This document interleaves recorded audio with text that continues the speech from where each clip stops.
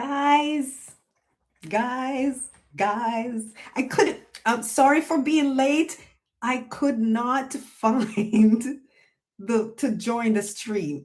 I searched it just was blank. Everything was blank. But uh and right now I'm rebooting my iPad because I can't get Netflix. Every time I'm ready to start a stream, something goes wrong. But something else went right today, guys. I submitted, was it last night? I Because the video, I reposted a video because I was deleting stuff from the channel, and because I don't know what makes something authentic or inauthentic, so I was just deleting stuff. And but I did not want to delete one of the reactions because I was not going to record any of the reactions. So I tried to edit it in YouTube editor and it would not edit. So I downloaded it and re-edited it, took out all the music and uploaded it. That's why you saw, what was it? Season 5, episode 11, I think it was. That's why it's been reposted because, and then once I reposted that, after deleting other stuff, I went reapply.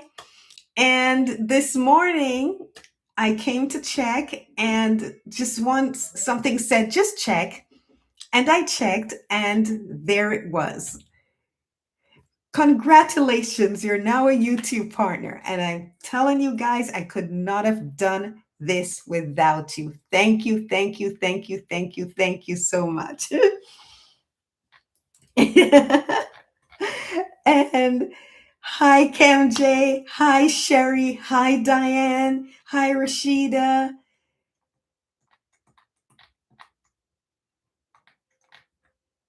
Hi, Noor. Oh my gosh. Hi, everyone. Thank you so much.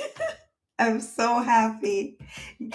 I didn't do it, Sherry. You did it. You guys did it. I could not have done this without you. I'm so grateful and thankful for everyone that has subscribed, everyone that have watched and liked the videos and come to the live and hear me yap on. But we've built such a wonderful community here, and I'm so grateful. I'm so thankful to you. I re-edited and just said, God, please help me. Bing. And he came through. And I'm so grateful to you guys. The other day I was talking about the ones who, because I could not get into this partnership and I was working so hard on the videos, editing and having to work, and it just was such a mess. And I said, okay, let me try Patreon. Maybe if I can get some support there, I would do the videos, post it there first, and anyone that wanted to support me there could.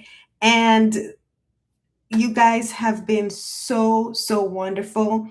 I went to Patreon and I wrote down some names. There have been other people that have visited, like Priscilla and some others, but these people have stuck with me and have supported me even through these hard times, these difficult times. I'm so grateful. You don't have to. I will not get upset if you can no longer do it.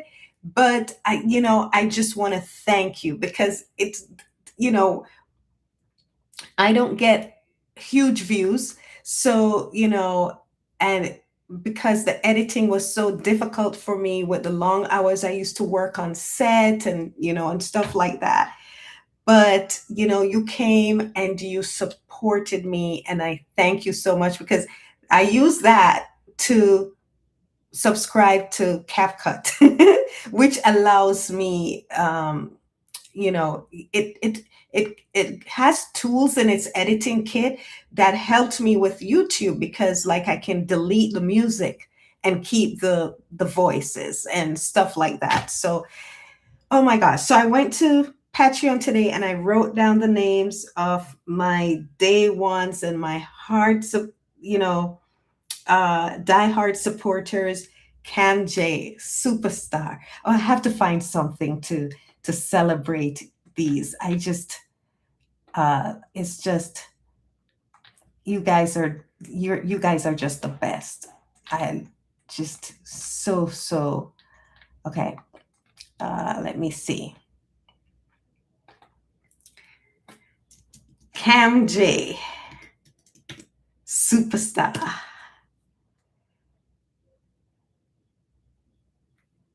Sandrine, my Ruth.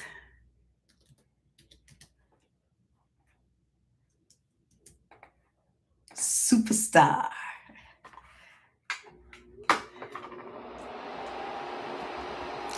Diane.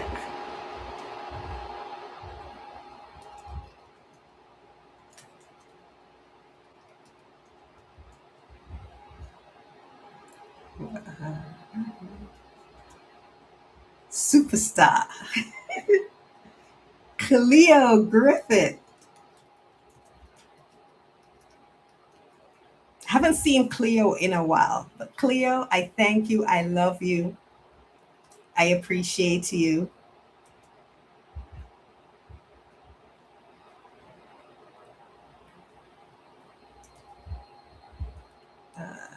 I typed it and it disappeared. Ah,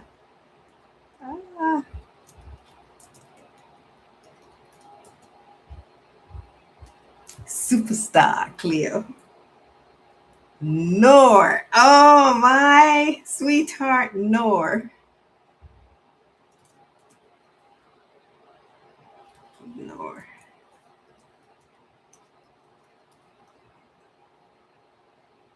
Superstar. I love you guys so much. Sec.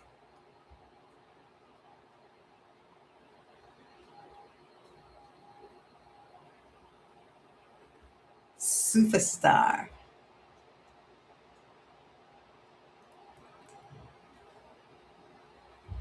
Rashida. You're a superstar. Sarah. Superstar, baby. Sherry.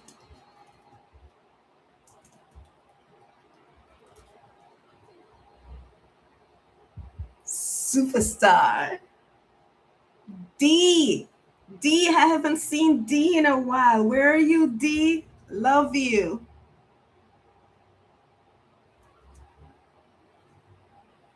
Superstar. Thank you so much.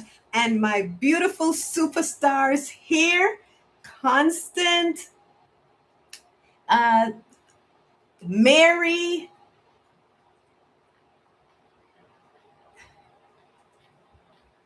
and others. I have menopause brain, so I forgot names. But if I see you, I will go, oh my gosh, where have you been? So thank you so much, guys. You have been the best of the best, Constant superstar. The best of the best of the best. I love you. I appreciate you so much. And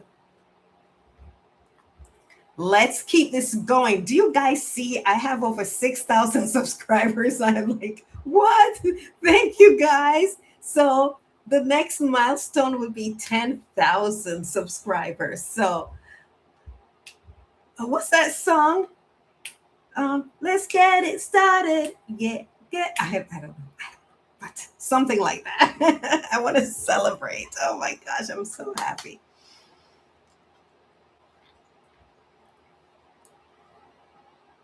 You like me, right, Rashida? Yes, you like me. You really, really like me. Mary, hi, Mary. Welcome. Mary.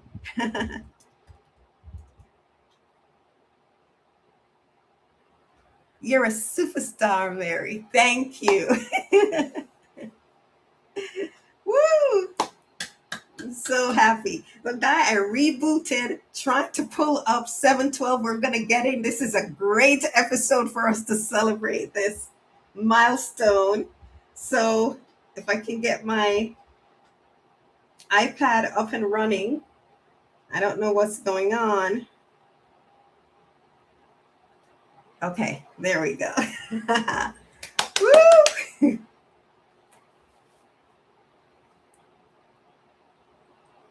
Yes, I'm so happy. We found each other, Sherry. It's just awesome.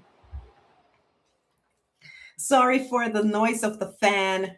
I can't find any quieter fans. I brought in a bigger one so I don't have to keep reaching and scaring you guys, giving you a jump scare in the camera. Oh my gosh.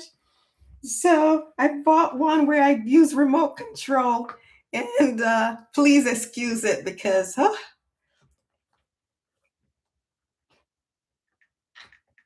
even if I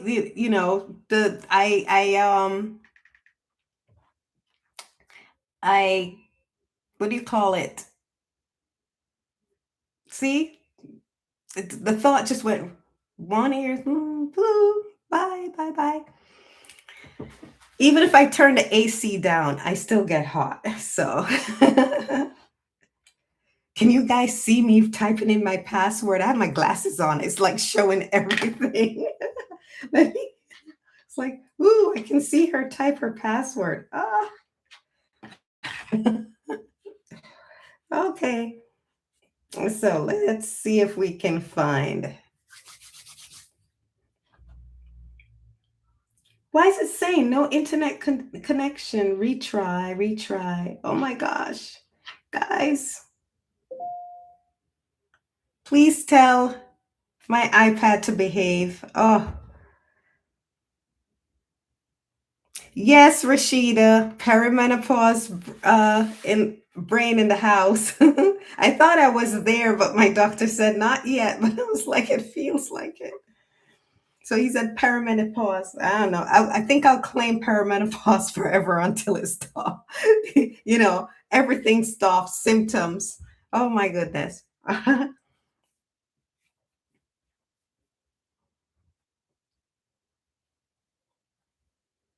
Oh, thank you, Rashida. Thank you so much. This is just toggling. Oh my, maybe I'll have to pull up something else.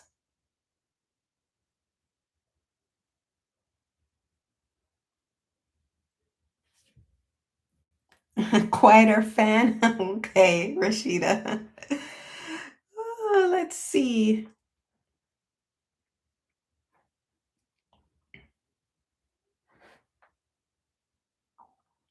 Okay, I may have to pull up on my computer because this is not working.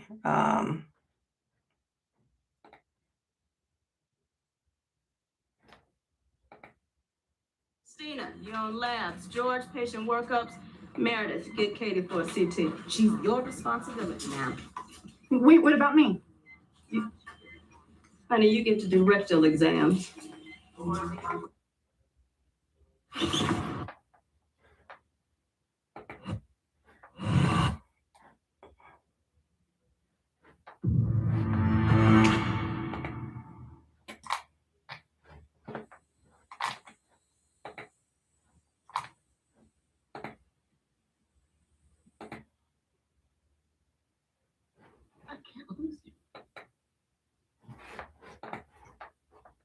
Okay.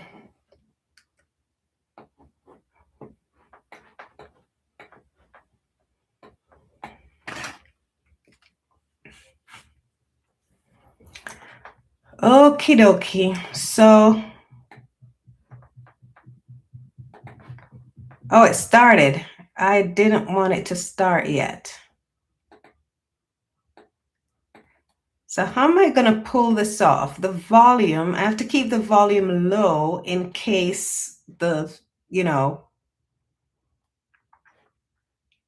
in case we get copyrighted. So, And I can't show it to you guys. That's another thing. How I just bad iPad. I wanted to share scenes with you. Having it on the computer there is not going to do anything. I don't know why it's not showing.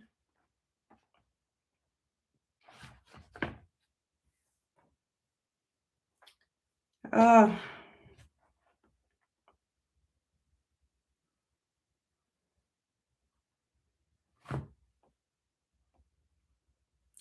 Maybe if I pull it up instead of using the app, let me just use the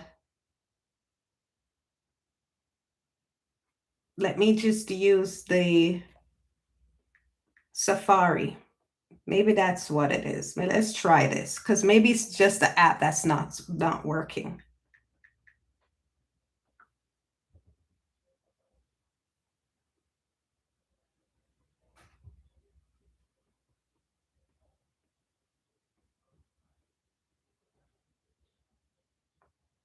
Yeah, it pulled up.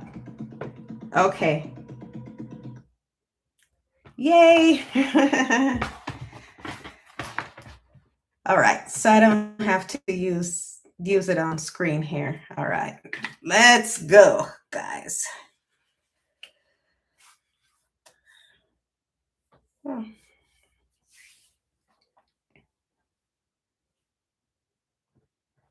Really, Nor? I don't know what my favorite episode is for The Walking Dead. I think that's a quiz. We should have a quiz. What's your favorite episode for The Walking Dead? What's this? Let's do a poll, guys. What is your favorite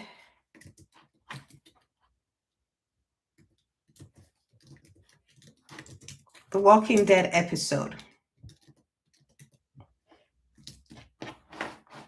Give me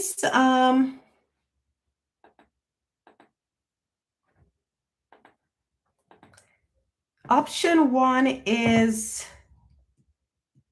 7/12, 6/10. What's another good one?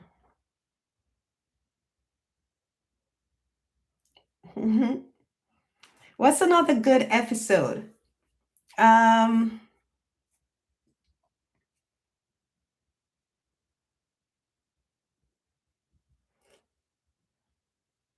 Clear. What episode was that?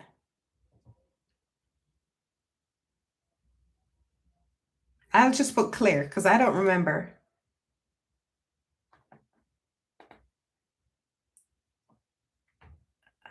What episode was 3/12? Okay, thanks, Diane. And what's the episode where Rick and Michonne are introduced to each other, where they first met? It was 5/3/5. Was that 3/5?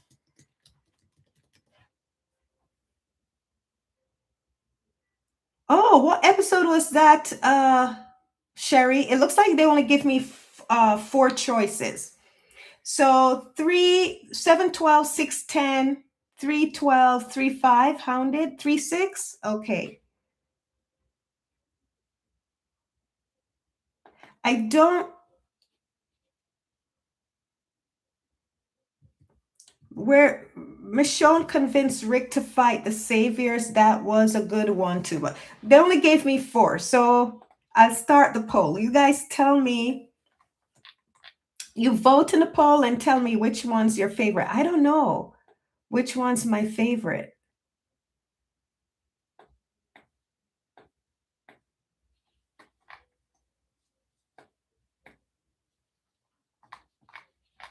Okay. So let's get started. 7/12, because we know Nor has to go to bed. All right. And I'll check the results of the poll later. So starting the episode now, guys. 7-Eleven. Is it 7-Eleven? Yes. No, 7-12. Say yes. Ooh, I'm turn that down. Get copyrighted.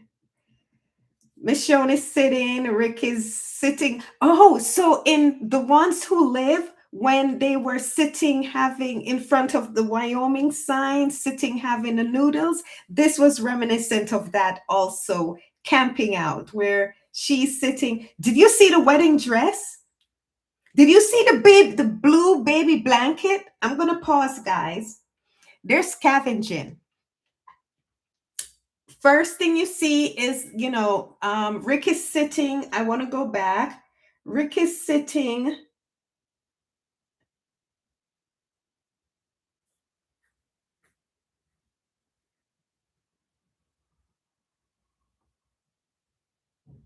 Birds squawking in this distance, usually chirping, but this time it's squawking. So Rick is sitting in front of the fire. Michonne is sitting in the van, but also in front of the fire. And they're just sitting there together, enjoying each other's company in nature. And Rick is drinking his, tea or whatever. And they're listening to the sounds of the birds. So pretty, they're comfortable in each other's presence. And as I said, if you're around someone and you feel comfortable where you can just be, you can just exist. You don't feel awkward. You don't have to feel like you have to come up with something to say to break the silence so it's not awkward. If you're comfortable together in that setting, it's so, when you're stripped down bared, but they've been like that for a long time. They've seen, each other at rock bottom because they're in the apocalypse. But now they're camping together without, I was going to say any amenities, but again, they're in the apocalypse. So they're used to that. They're used to that. So nice, and nice callback in the one who live with them sitting in, like camping in front of a fire together. I don't know why. Are you guys saying anything? But let me type something because the chat is stuck. It's stuck at the poll and I can't see anything. I only even see one of the poll questions. I want to see if the chat goes up. Okay.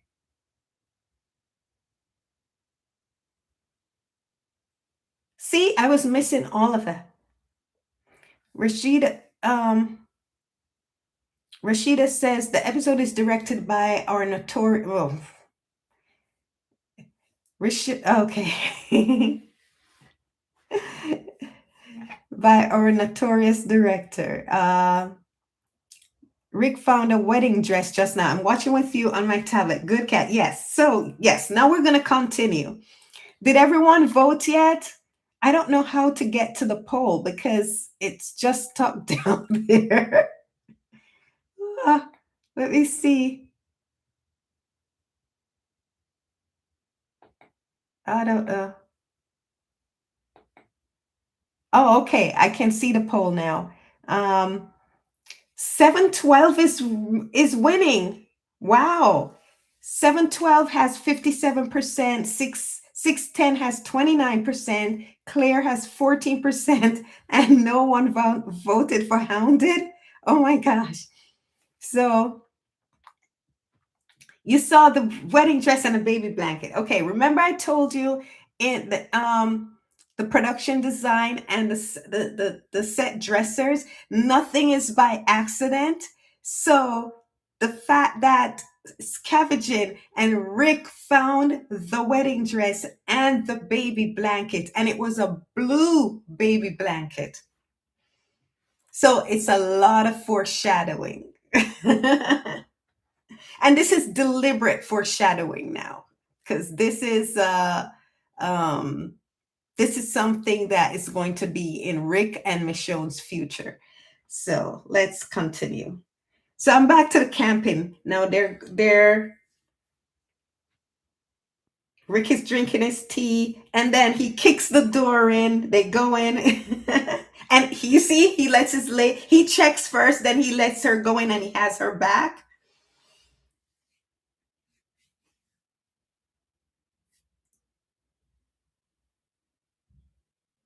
There, the wedding dress, the blue baby blanket. They found some food. And oh my gosh. Oh my god. They go home and they make passionate love.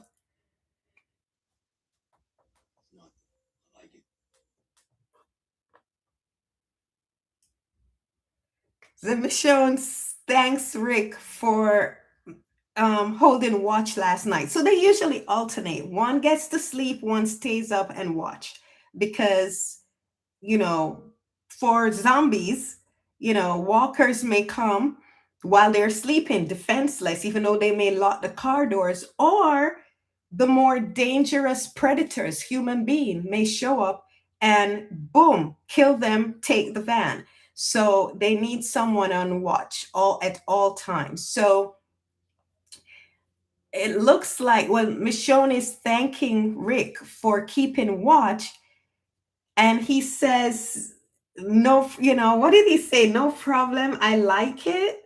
What did he say? And he's reading a newspaper. That's old news, Rick. It's not new news. Oh my gosh. So, okay, I also noticed something. Thanks for keeping watch last night. It's nothing. I like it. So he said it's nothing. So you know what think? It was Rick's turn. No, it was Michonne's turn to keep watch. So Rick may have kept watch last night. So the night before. So it's Michonne's turn. But you know what happened? We saw them making sweet, passionate love.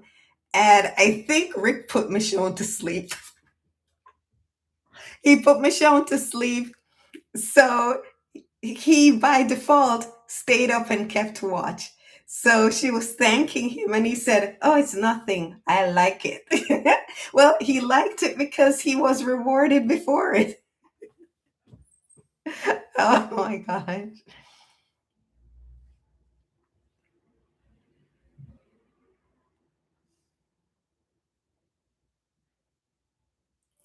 Cam J said he also did the same thing in The Ones Who Live. He opened the door to the gift shop for her. He's a gentleman, Cam J. I'm telling you, the way Rick treats Michonne, he loves her so much. And as we discussed in another live, Rick and Michonne actually embodies the definition of love.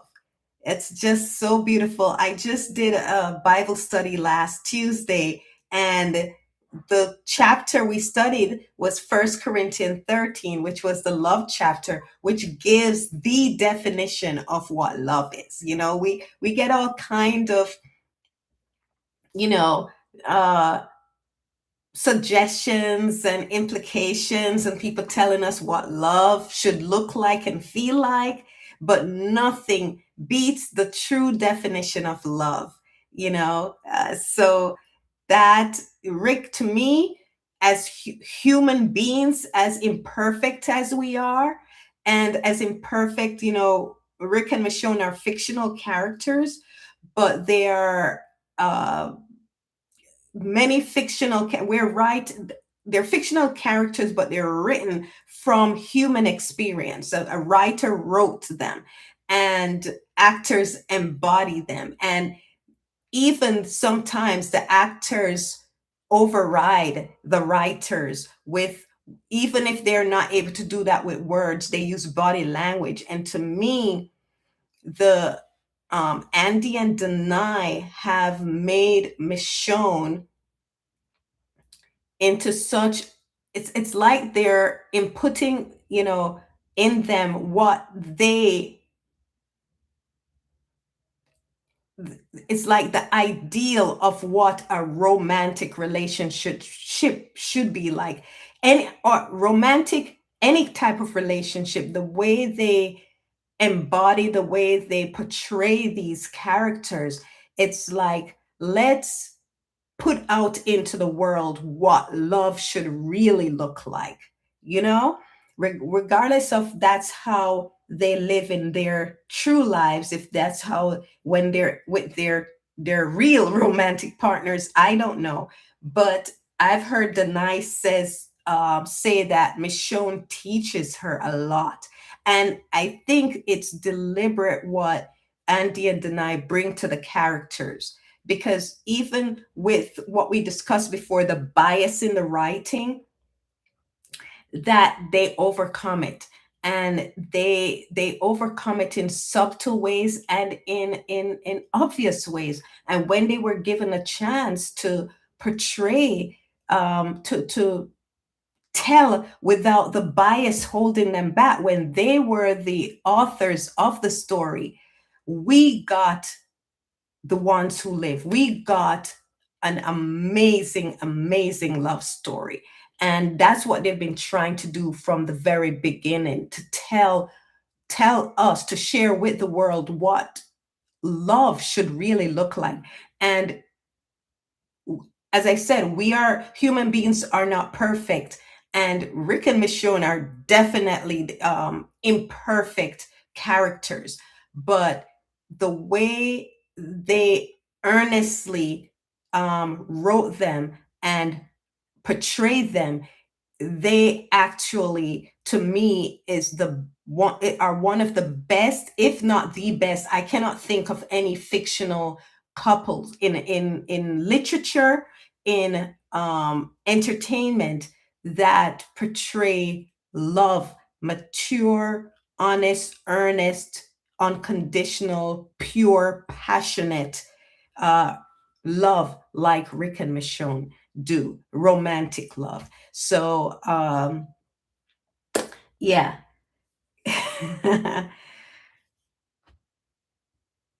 It's a map.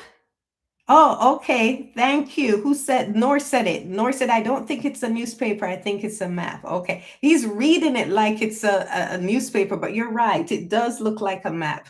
Good catch, Nor. Sherry says Rick is in passionate love with Michonne. They're wonderful to watch. Great actors. Yes, passionate. But if you don't, it's pure, it's honest, it's pure, because sometimes we don't know how to love. And when I'm not talking about emotions, we don't know how to treat people, whether we it's from how we were raised or trauma or whatever. We don't A lot of us don't know how to love. But Rick loves Michonne, and he shows it to her, and the same reciprocation with Michonne, like in The Ones Who Live, when he because of trauma, Rick couldn't express his love properly. And Michonne, in selflessness, which is love, it doesn't consider self. In selfless, it loved him through that. So it's just, we all know I love this couple.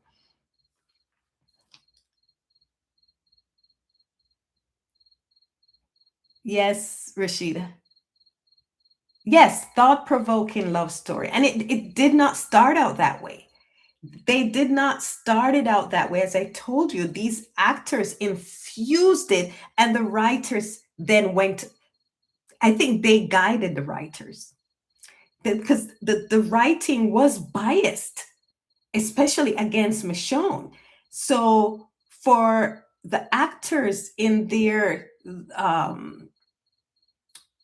integrity, in their skills, and in their leadership, influenced the writers, because of the way Andy and it's all because of the way Andy and Denai approached it. They influenced the writers, and then when they got a chance to make to add their voices, not just their acting, to the characters, wow, what a story did we get. Wow.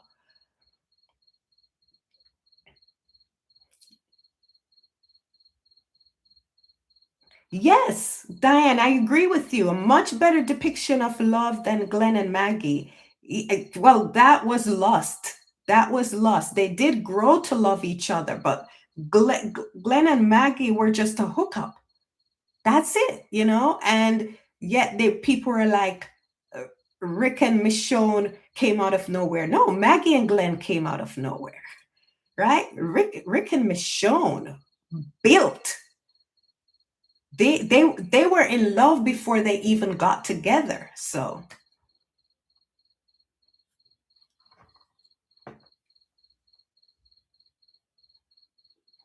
okay, let's continue. I went off on a tangent there. We're only like a few seconds in.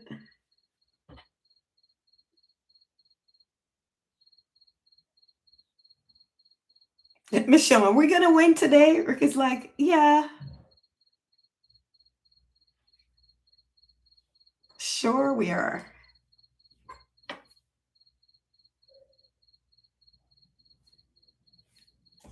So now they continue again and scavenging. They found money. Useless. I wish used money. I was gonna say, I wish we didn't need money anymore.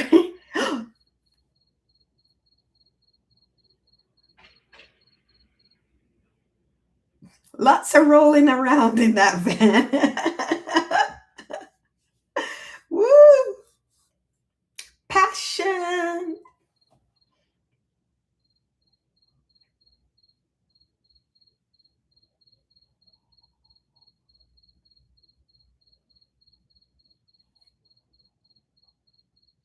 He asked her why she looks so happy. Don't you know, Rick? No, she said, we're living, we're fighting the fight. You know, it's just instead of just sitting back and having these people oppress them, have Negan oppress them, they're doing something about it, you know, even if they're not in the they're not directly attacking Negan right then and there, they're preparing. And so that she's she feels joy in that. She feels that that's life. Live what they were being under Negan's boot, you know, that's not life. That's not living.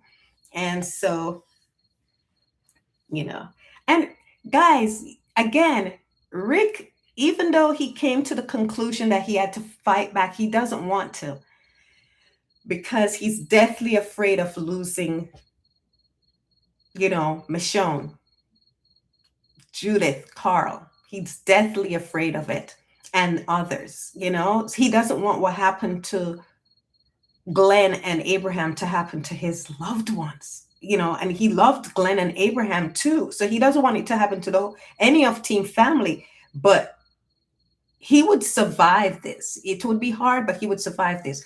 But if it happened to Michonne, if it happened to Carl and Judith, I Rick doesn't think he can survive this.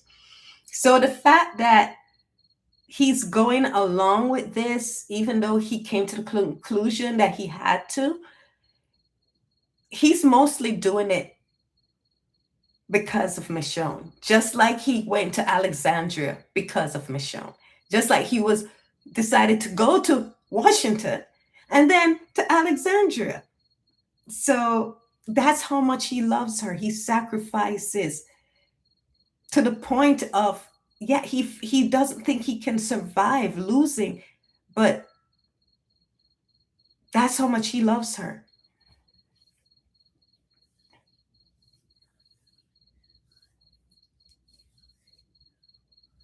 So guys, 712 is winning. Should I leave the poll there to the end of in case more people come in? Um, he loves and trusts her deeply. Exactly, Cam J.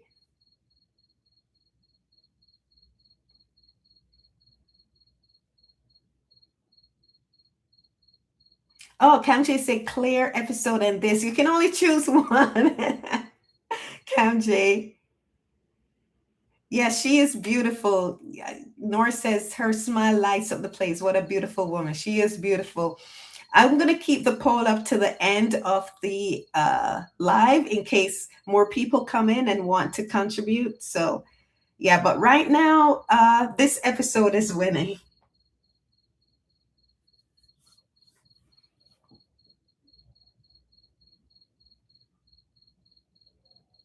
I'm hearing crickets, but I think it's in my house or yard. But it's some because they're in the woods. It sort of fits. I was like, am I hearing it from the TV from the video or is it outside? This cricket is loud. Oh, they see Negan. Oh, they went and got it. They saw Negan guys with the walkie-talkie. Did they what do they imply, guys? Did they steal it or did they do away with them then take it?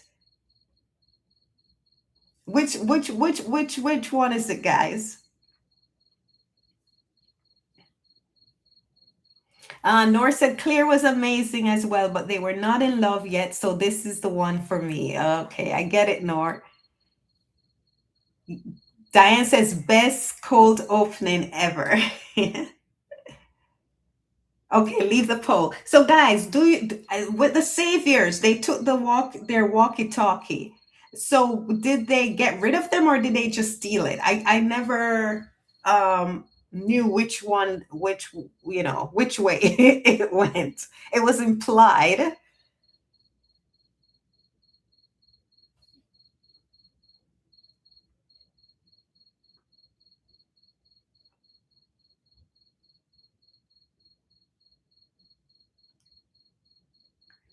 Nor said, I think they took them down and you think they took them down and stole it. Well, we know they stole it because they got it. But I don't know if they just stole it and went off or they took them down and stole it. I think took them down because if they just stole it, they would know that someone is in the area and they would come looking. No, we know they stole it, Sherry, but they just steal it? That's just steal it, or they also got rid of them and stole it?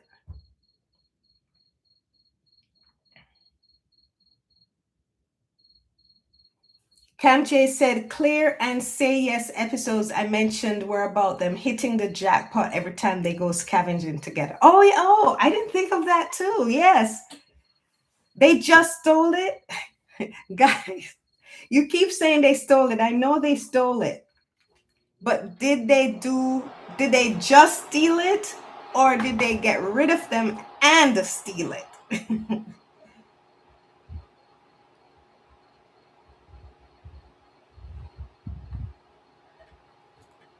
I don't know. You guys are not telling me which it is. You just keep saying they stole it. Did they just only steal it and left the guys, or did they get rid of the guys and steal it? I don't know. Okay, I'm gonna continue because no, that's what I think, Sherry, that they killed them because if they only stole it, the guys would know that there's someone, that people are out there, and they would go hunting for them. Yeah. Let me see. Hold on.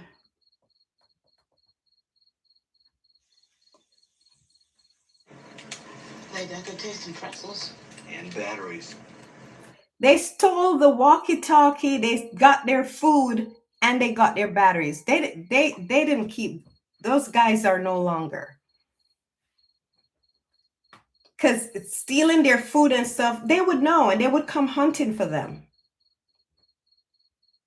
And that's what they don't want. That you think Constance said, I think those dudes are too lazy to look for anyone. But they would report it to the saviors that people are out there stealing their stuff. So I don't know.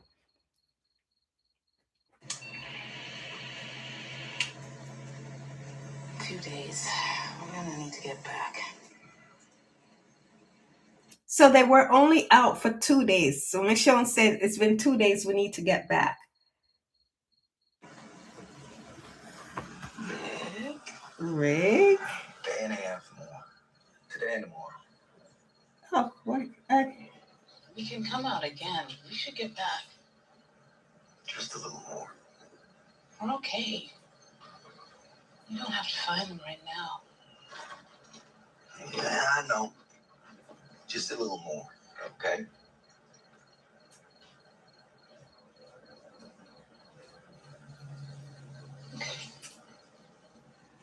Okay.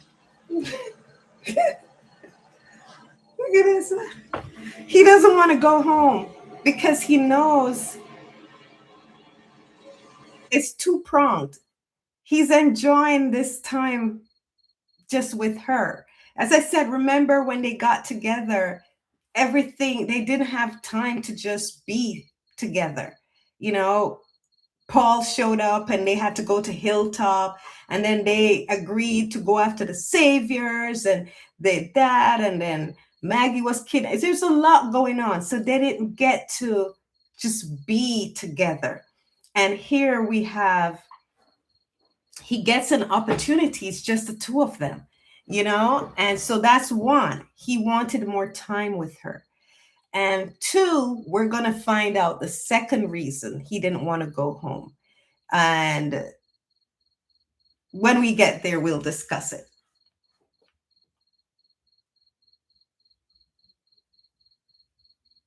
Me too, Sherry. I think they got rid of them, and I'm glad they didn't show it either.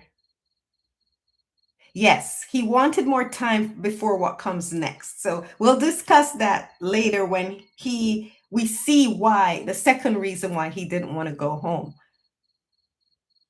Constance said, well, they seem like dudes that wouldn't report something that would make them look incompetent, especially to Negan's childish, violent self. That also, Constance makes another case, Sherry. So I could see what Constance is saying. So I could see both ways.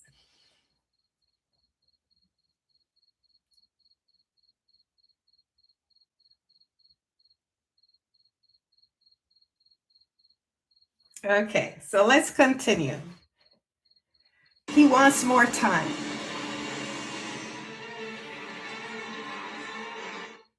Okay, so let's skip intro and let's go straight to the action. Oh, that's Rosita taking out her stitches.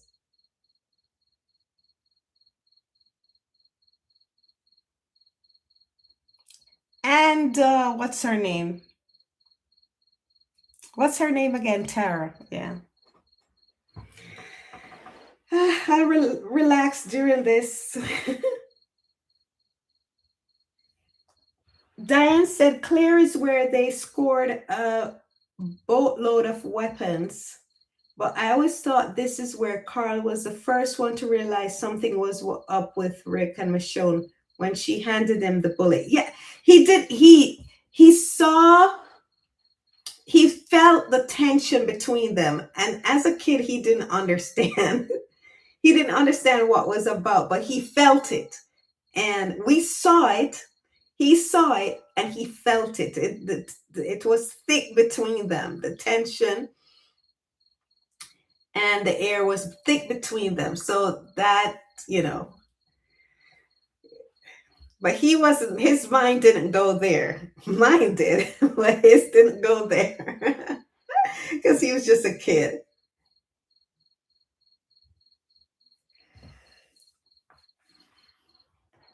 And Diane was the one that brought that point up about Carl being the first to see something between Rick and Michonne and Claire. And Sleeping Beauty.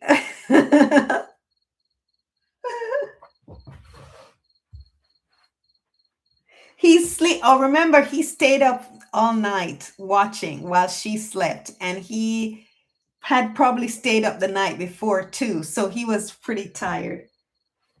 And he was fast asleep, and this is where she saw the deer.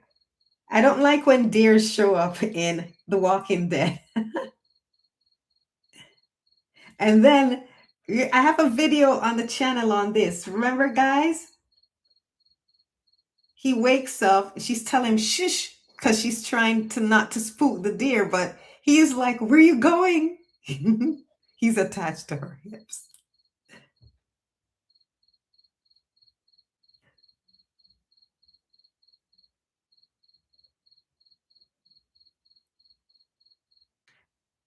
Rick, calm down.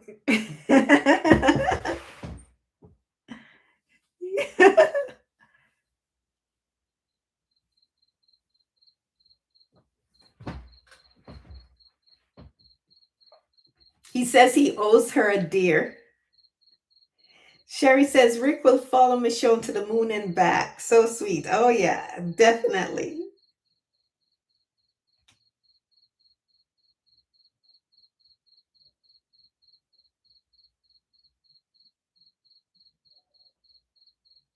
Remember when she walked off the episode when they went to the compound to get rid of, to the outpost to get rid of the saviors, and Michonne walked off by herself. There goes Rick running behind her, trying to catch up to her. Oh my gosh.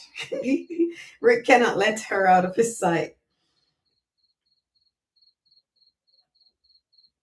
So they're at, is this a school or whatever? There were a lot of soldiers there. So they hit the jackpot again, Cam J.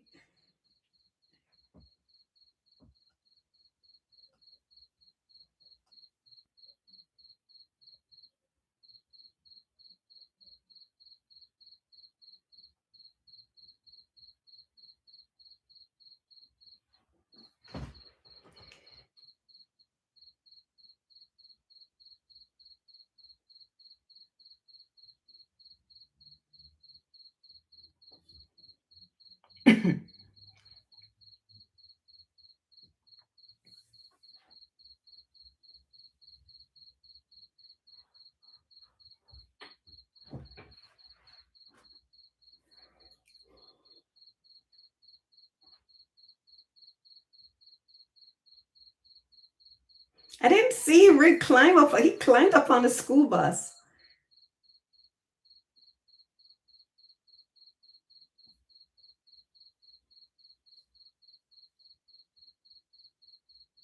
Oh, Rosita was looking for guns.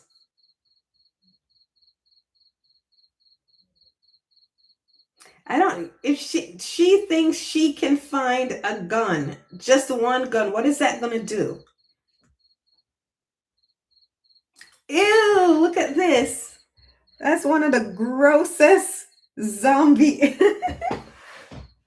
on The Walking Dead. Oh, ooh, oh, and she cut the neck, and it just things were just pouring out. Oh my gosh, that's disgusting. Oh, oh, can you imagine the stench? And it was a BB gun, toy gun. That's what you get, Rosita. Go sit your butt down. Ah.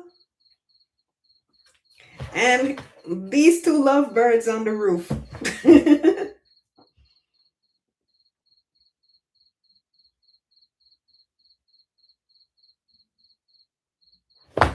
His accent slipped when he said what, Nor?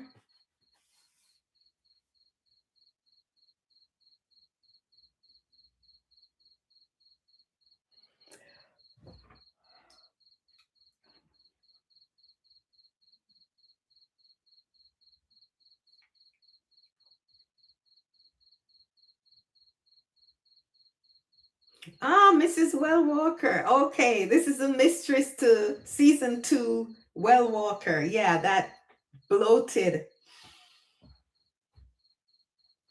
So they found us this, which was a an ode to that zombie movie that we discussed last live. What was it again? This episode was an ode to that movie. Do you guys remember what the name of the movie is? I can't remember right now. Michelle in target practice. They're laughing together, having fun together. Look at him looking at her. And there they go. Through the roof. Where are they? Oh, where are they? On the bed, laughing. They're so cute.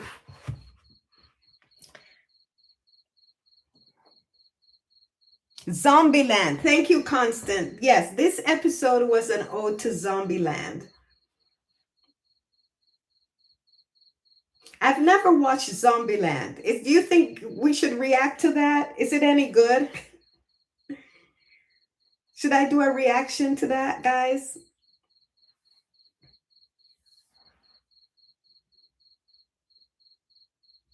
He is proud of her. They're so sweet together.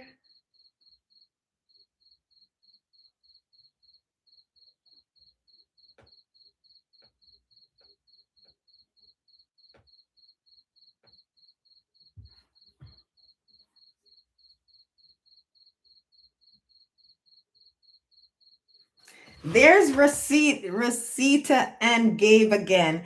They keep putting them together in situations, but the thing about it, it just doesn't work for me. There's they have a history. They have, just talking about struggling, what she's going through, and him trying to help her. But to me, I just don't see where they would connect beyond that. I don't know. I just don't see it. Oh, Sherry says Zombieland was a good movie.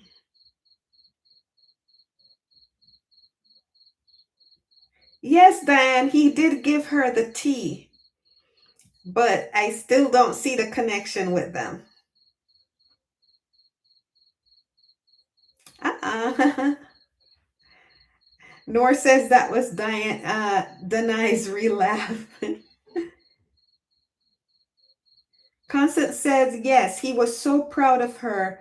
One thing about their relationship was Rick was openly impressed by her since meeting her. Oh, yes. Yes. Michonne is out of Rick is in awe of Michonne because Rick looks at Michonne as out of his league. Also incredibly grateful to her and expresses it. I think he was great. I'm telling you, he is impressed by Michonne. Michonne is a type of woman Rick would not have approached before the zombie apocalypse. In the zombie apocalypse, he didn't approach her. He tried tentatively, sheepishly, shyly, cowardly. He didn't, he wanted to, he was interested in her. He was attracted to her. He liked her. He had a huge crush on her. He wanted to be with her, but he approached her as if, you know how a young boy likes a girl, just trying. It's like, oh, do you need help or whatever. It's not direct. Because it's always been obvious that Rick thinks Michonne is out of his league. He would never approach her outside of the apocalypse. It was just probably he would fantasize about her, but that's as far as he would go. Because he thinks she would reject him. And when she said no thank you, he saw that as a rejection. So he is grateful. He is like probably pinching himself. How did I get so lucky? And he said it. He said, how did I get so lucky to be with you? Because it's like a guy who fantasizes about say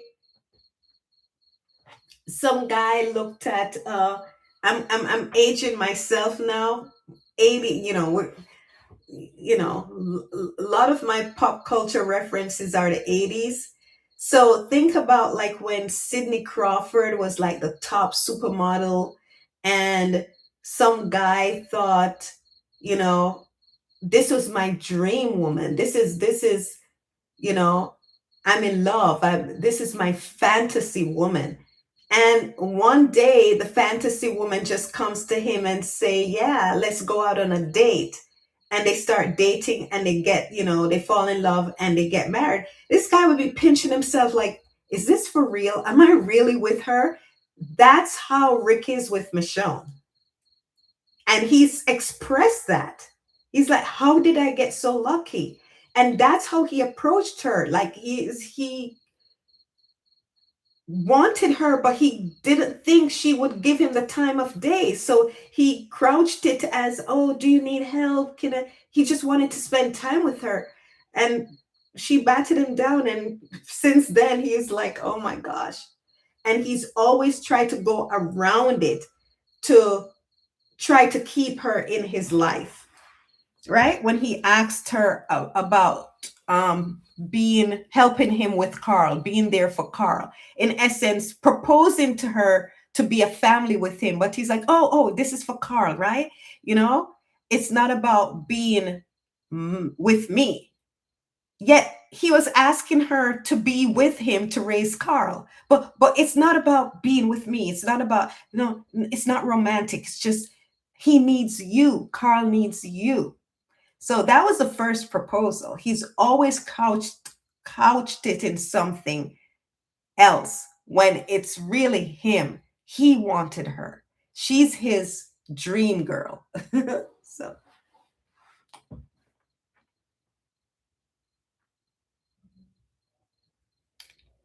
Diane, I don't see it. I'm so sorry. I'm so sorry. I don't.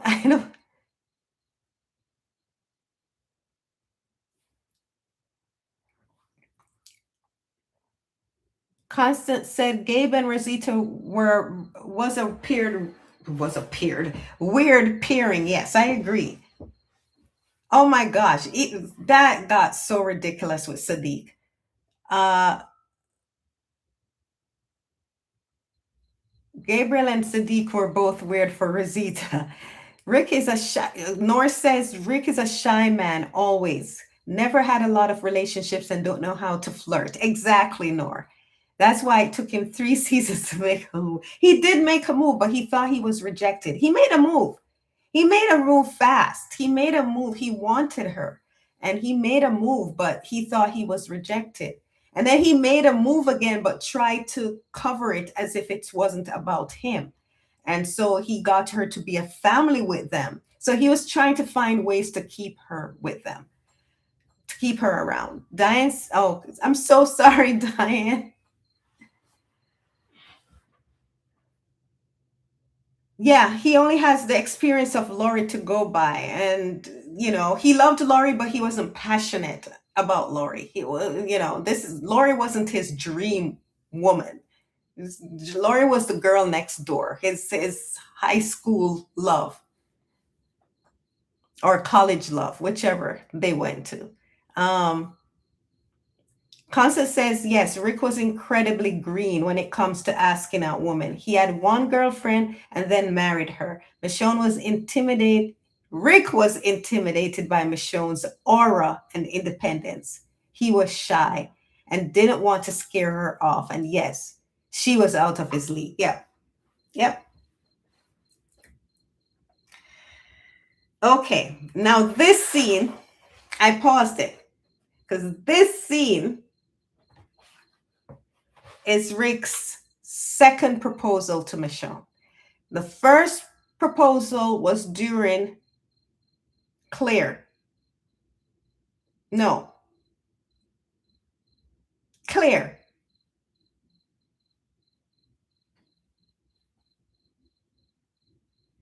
With the guys. I can't I'm getting mixed up. Help my mushed brain guys. The one with Morgan, what was the title of that? Claire. Okay. The one with the guys, the biker guys, looking guys, where it was Rick, Michonne, and Carl. And Rick asked Michonne to help him raise Carl, to be there, to be a family with him, and be with, to help him with Carl. What was the name of that episode. It starts with a C, so I keep mixing it up with Clear. Does anyone remember the name of Claimed? Claimed. Claimed was Rick's first proposal to Michonne. This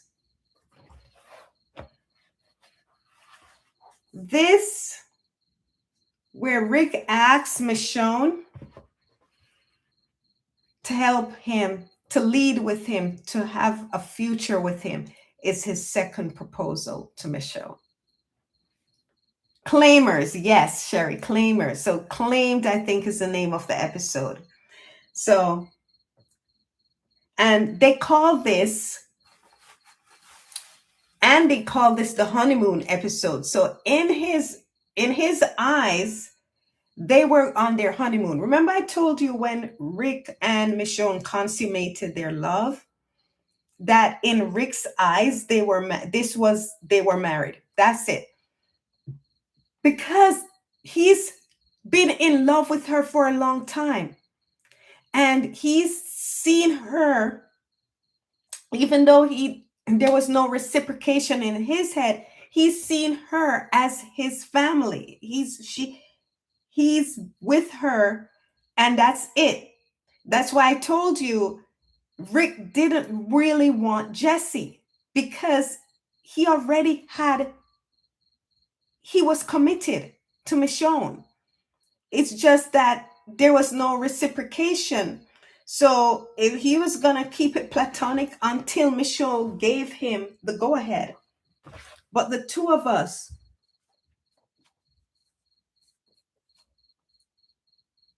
reordering things together, I want that. If it's something you want, I'm trying to turn it up. Yeah.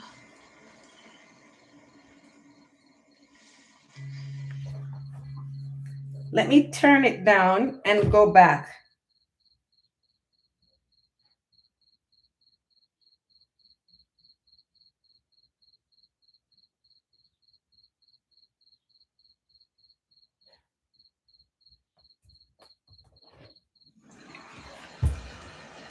But the two of us, you and me, reordering things together.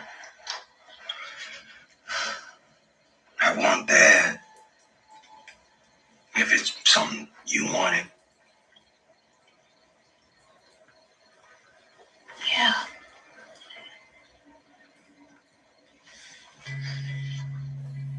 I'm gonna turn it down because of the music.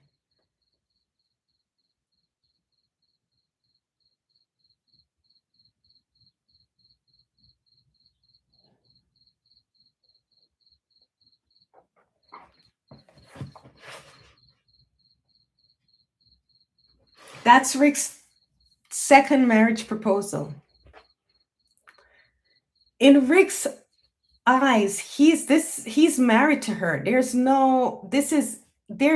together. That's why every time he dreams about, we get an insight into his dreams. When he dreams about Michonne, it's always about weddings.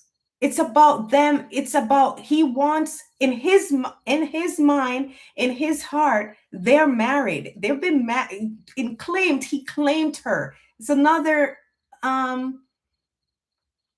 meaning to that episode's name. Claimed. He claimed Michonne for him and Carl, for their family.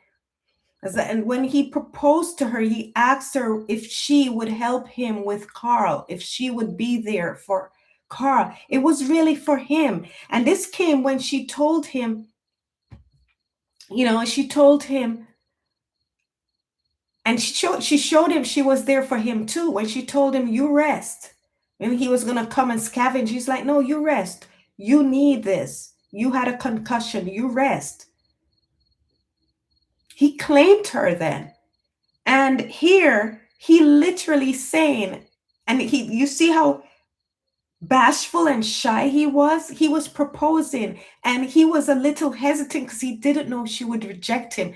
They consummated their love.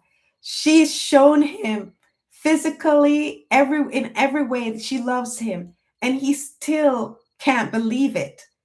If he's hesitant, he's not sure. Again, he thinks she's out of his league. He can't believe she's with him. So he's like, if I want the two of us. I want us to be together, to restore things together, to to have a future together. If if it's something you want. See, if he's so tentative, he's so a bit unsure. It's what he wants, but he doesn't know if she's going to accept or reject him, even though she's shown him how much she loves him. Again, he's just so that was Rick's second proposal.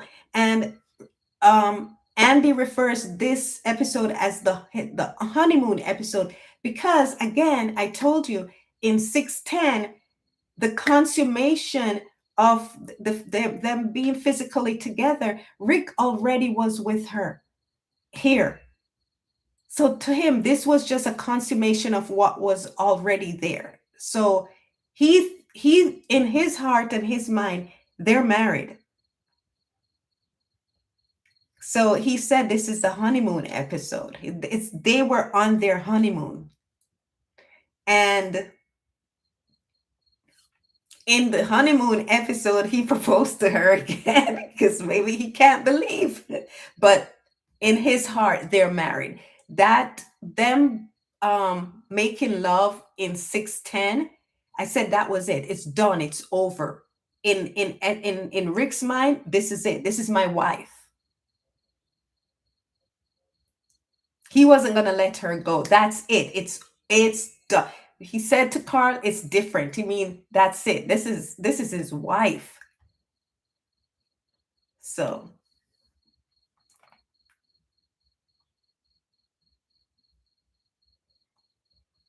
it is a proposal, Nor. You and me, I want that. If that's what you want, tell me that's not. Yeah, that's a proposal. And yeah, beautiful kiss. Neither made sense, Camjane. None of them made sense. Yes, yes. That was a proposal. It was a proposal, and they said it was the honeymoon. It was a proposal and a honeymoon.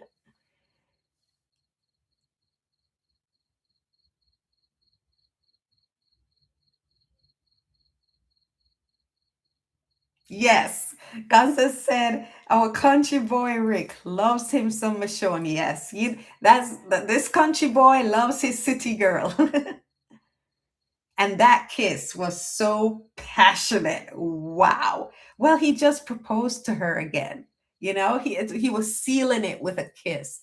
And it was a very possessive kiss. For the proposal to be so timid, so shy, that kiss was very sensual. That kiss was commanded and it was possessive. Did you see how possessive that kiss was? Rashida said Rick's shy proposal was beautiful. I now for Diane says, I now pronounce you husband and wife.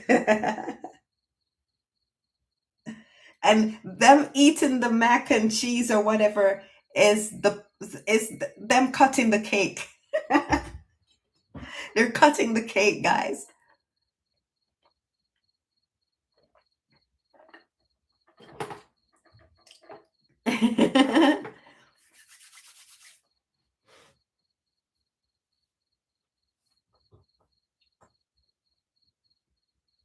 She said we should get back.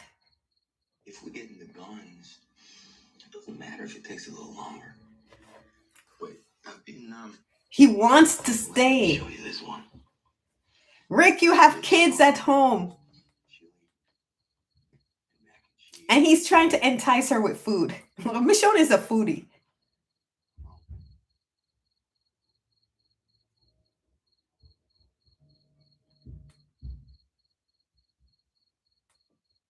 Now, after all that, This is where we see why, and the other reason. Look at him.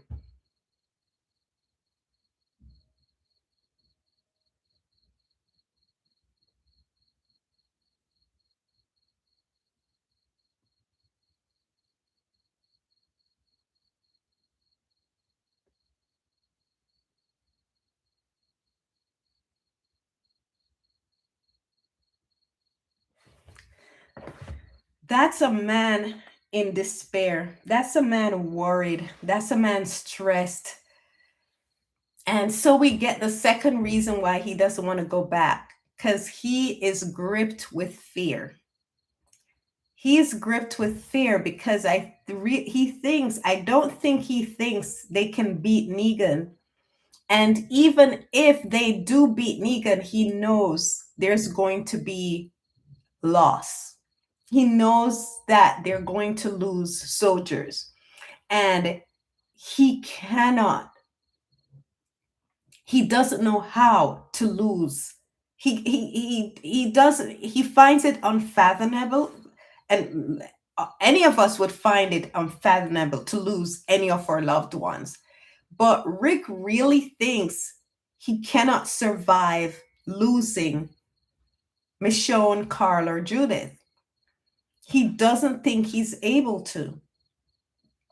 And because he's his whether he thinks his sanity's tethered on an edge, but he knows within him he doesn't think he can survive losing her. And going back to Alexandria is beginning they're already starting the fight by searching, but going back, it makes it official. And he doesn't want it to start. He know it's they're going to go do it, but he doesn't want it. Yes, she did. She looks so beautiful, Cam J. Cam J said Michonne looks so beautiful.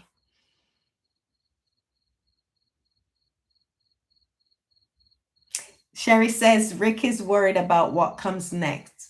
Nor says he can't sleep, and Michonne is knocked out again sleeping. Yeah, he put her to bed. He's been doing that a lot. And then keeping watch, but we see he's worried. He's really worried. And Nor says he's in pain, fearing to lose her, Carl Judith. He wants to delay this as much as possible. He wants more time of happiness. He's struggling. Yeah. He wants it to go away. He doesn't want to go back to reality. And this is them leaving. Look at Michonne hiding behind Rick.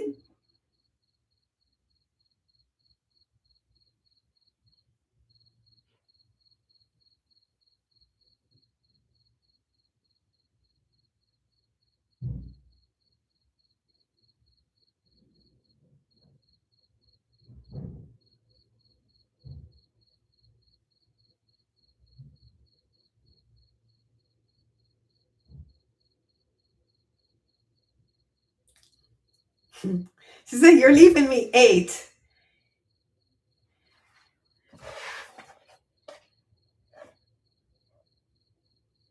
He said, "Oh, you can handle 8."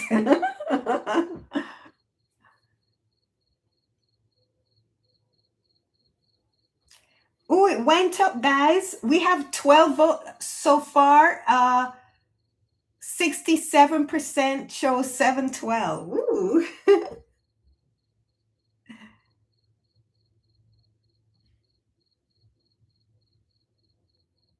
So it's 67%, 712, 610, 25%, 8% for Claire.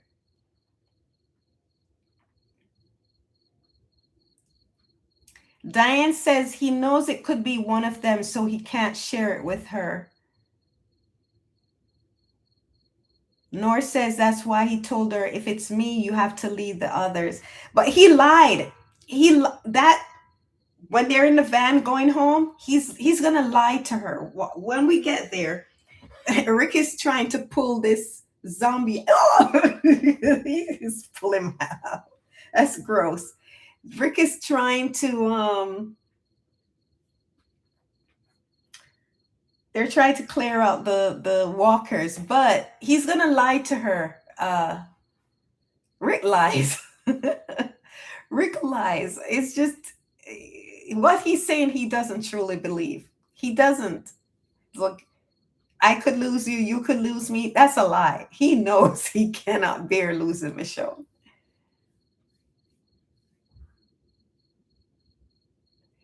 Rashida says reality's too much for Rick. The fear of losing his family. Exactly. Sherry says, yes, he lied because we know he, yep, yep, yep. He cannot bear losing her. And we saw it in the ones who live. You're right, Sherry. Yep. Michonne jumped in the back of the car because the gun kept going off one of the walkers. Sean, you good?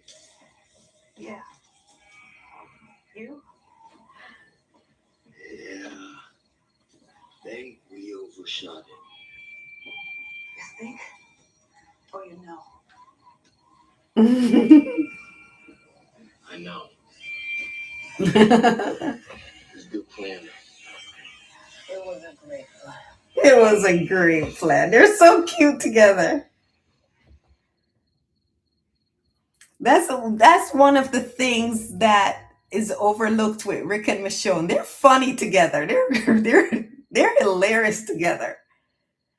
We always look at the romantic part, the intense part, they're such badasses. They're like, the ultimate warriors. So we usually look at that, and that part of them is really appreciated. They're great lovers, they're great fighters, but they are hilarious together. They're cute together and they're hilarious.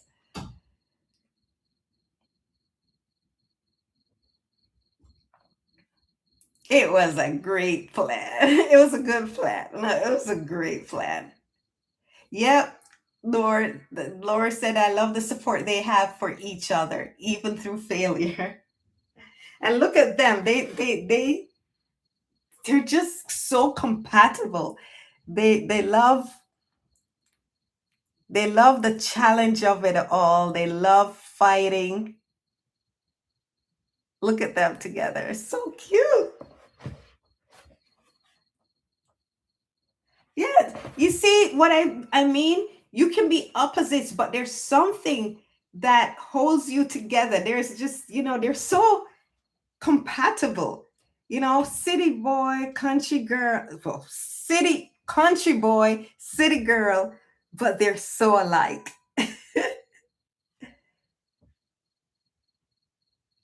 They have fun together. They enjoy each other's company. They respect each other. They're ultimate badasses and warriors, and they enjoy the fight. They just, yeah. Look at them just working in tandem, just.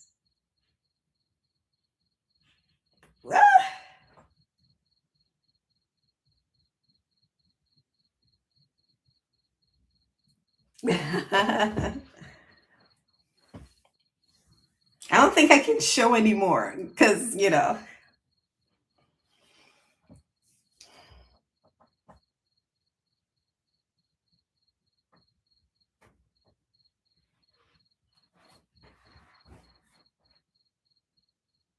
And he sees the deer. And I will, to this day, say that deer was a sabotage. I don't know who sabotaged it, but who had the final say in the editing should have seen that deer was not up to par. So whoever did the rendering did a poor job. And then who did when the episode lock, after in editing the episode, they would get a view of it even after the rendering. They should see that this deer needed fixing, and they didn't. To me, that reflects on your job. So if it reflects on you. So if you allow that to go on and don't mind that it will make your work look incompetent, then that means you meant for it to, you didn't care. You meant for it to look that way. And to me, that was sabotage. That's my opinion. I can't say for sure this it was intentional, but I cannot, in my opinion, that's the conclusion I've come up with, because it was just it. Look at that. You picture lock that and put that out. It wasn't like me with my first short film when I didn't know what I was doing. Come on. Michonne thinks the zombie has gotten her guy and she's dropped her sword and given up. Poor boo.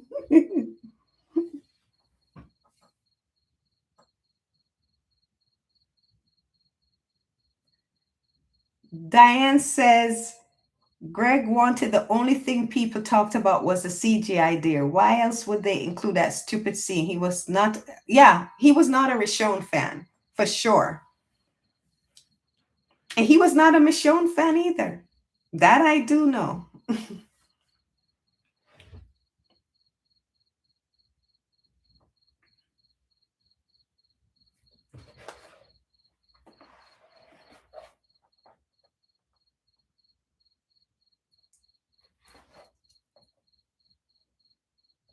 She's so happy. You're alive. You're alive.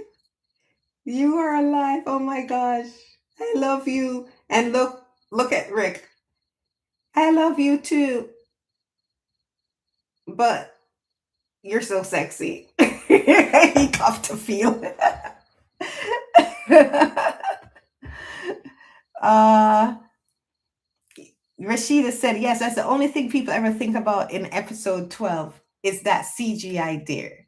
Yeah, it was so bad. That's what I was saying. How could you let that go by? So, I can't, you don't want to accuse people when they didn't do something. But if that person had the final say and the rendering was done before the picture lock, which it's supposed to, so that you can send the episode out. But if you saw that and didn't put a pause on, or had the ability to put a pause and didn't, then my only conclusion was that it was intended as a sabotage. But I may be wrong. And if I'm wrong, it's just my opinion. But there are other things that made me think it's possible that it's a sabotage. That those commemorative posters where the black people were in slime, none of them got credited. Not even Michonne, even her own poster, she didn't get her name. Denai did not get credit, and he gave credit to everybody else. And in the poster with Rick as James Bond, he had women that definitely would not be Bond girls around Rick, and Michonne in the gutter, in a slime with a walker blocking her face, and Bob and Sasha also down in the slime with Michonne. And Rick as Bond surrounded by women that were not as close to Rick, was not as close to them, and they're not as close to as the Bond girls. Come on.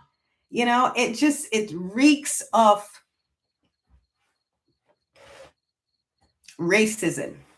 So I'm just wondering, yeah, my conclusion is that he was not a fan of Michonne and he was not a fan of Rishon, and it had to do with racial bias. That's my opinion. Oh, Diane, thank you. Diane says this is the other time Rick handled. Oh, and I'm missing the conversation with Rick and Michonne. I paused it. Diane says this is the other time Rick handled Michonne's katana. Guys, I did a video titled Michonne's Katana, and within it we see the different times that people have handled Michonne's katana and what happened to them. And then I showed where Rick has handled Michonne's katana and what happened to him or didn't happen to him. So Diane pointed out to me that I missed another time that Rick handled her Michonne's katana, and this was one of those times when Rick gave Michonne her katana. He took up her mashana. took up her mashana. He took up her katana and threw it to her. Yes, thank you, Diane. How could I have forgotten that? Maybe should I edit, because I haven't posted that video on the channel yet. So I've posted it on Patreon. So I'll add this scene and put that in, Diane. Thank you. Oh my gosh, how could I have missed this one? It is constant. The posters are sickening. And yeah, it's on Patreon. Did I post it on the channel? I didn't want to post it on the channel because I don't want a wider subset of people to see that, because it's so disgusting in my opinion. And it was a commemorative. It was to commemorate the I think the 100th episode of The Walking Dead. And for him to do that to Michonne and to deny, it just turned me off big time. But, who cares? Thank goodness that Andy and Denai got to do their story without him. So I'm very happy for that. Tell Rick and Michonne's story without him and any biases. So thank goodness. It's on Patreon, Rashida. But Rashida, I did the video, Michelle's Katana on it's on Patreon. I'll post it here on the channel. Okay, Cam J, yes, I'll definitely. And Cam J was the one who actually encouraged me to do this video. So yes, I will edit it and put it on the channel soon, Cam J. Okay.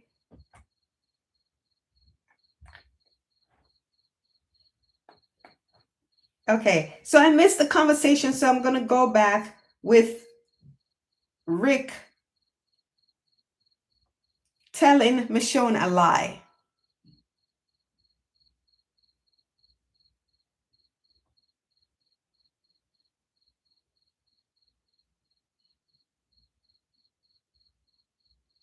Oh, she was down because of the close call where she thought Rick had died.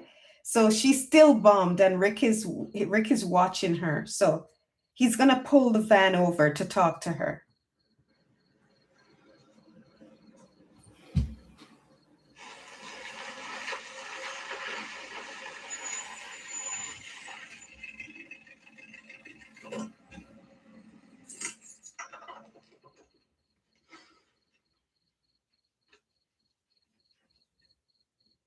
Okay, I gone a couple more days.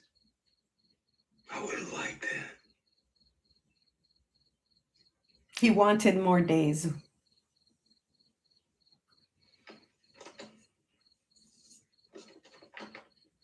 I haven't been sleeping.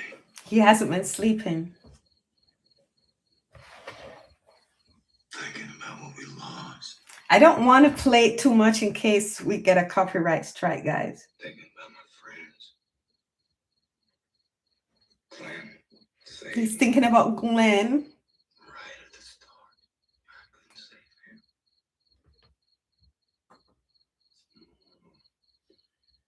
And he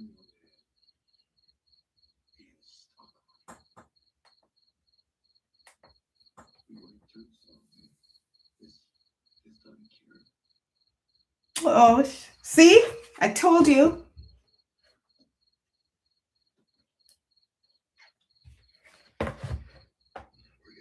Remember when Jesse did that to Rick? What did Rick do? He kept his hand to himself. Remember? Rick just kept his hand to himself. Michonne touches him. He takes her hand back and kisses it. I told you guys. No one believed me. He was just not that into her. He was into the situation, using her situation to do over his thing with Lori. But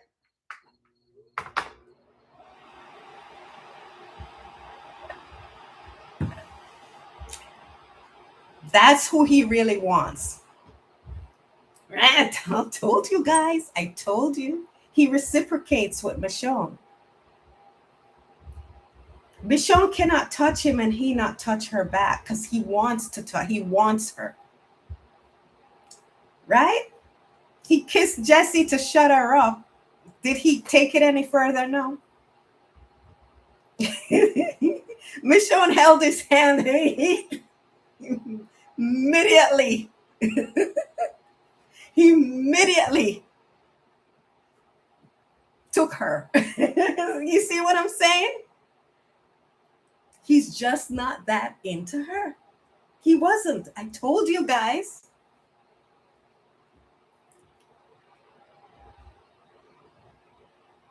Lying through his teeth.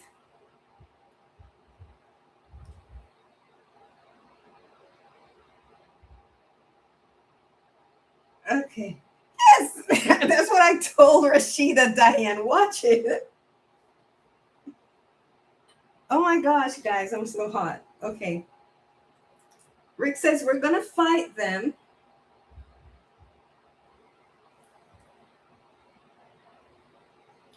That's what happens next.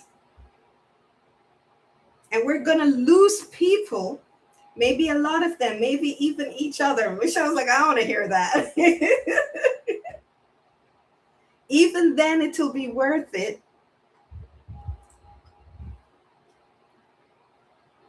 Michelle's like, when I thought that, she's like, I can't lose you, dude. I can't lose you. Rick said, you asked me what kind of life we had, just surrendering. It wasn't a life. What we did back there, what we're doing now, making a future for Judith and for Glenn and Maggie's baby, fighting the fight, that's living. You showed me that. Yes, Michonne showed him that. He said, you can lose me. Michelle's like, nope.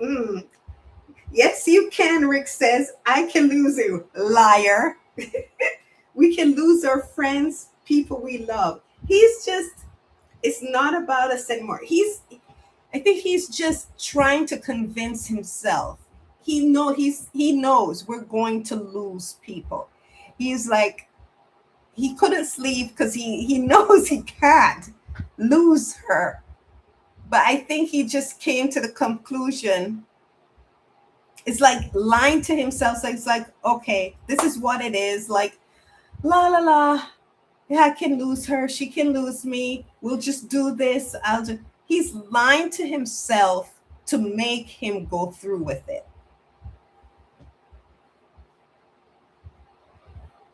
Cam J said Michonne needed that hard talk from Rick. No, Cam J, Rick needed. She didn't need that hard talk from Rick because it's not true. He's lying to her. He's lying to himself.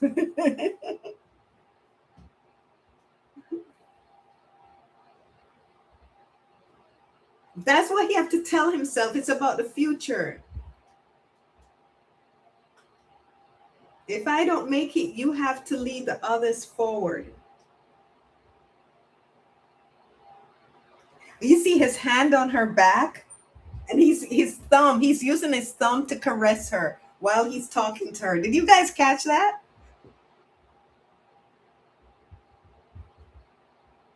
That's a lot of guns.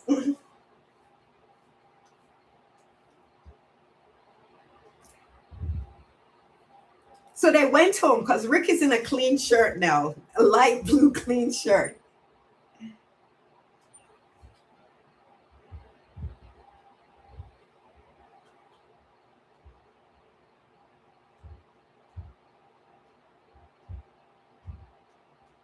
63? She said, no, not enough.